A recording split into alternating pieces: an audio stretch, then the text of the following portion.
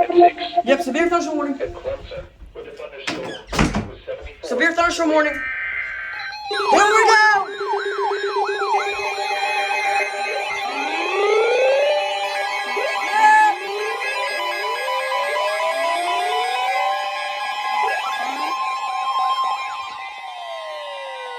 The National Weather Service in Peachtree City has issued a severe thunderstorm warning for East Central Oconee County in northeastern Georgia, southeastern Clark County in northeastern Georgia, western Oglethorpe County in northeastern Georgia, until 12:45 p.m. Eastern Daylight Time.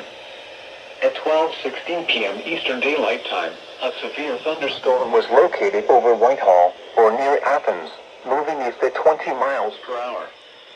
Hazard, 60 miles per hour wind gusts. Source, radar indicated. Impact, expect damage to roofs, siding, and trees.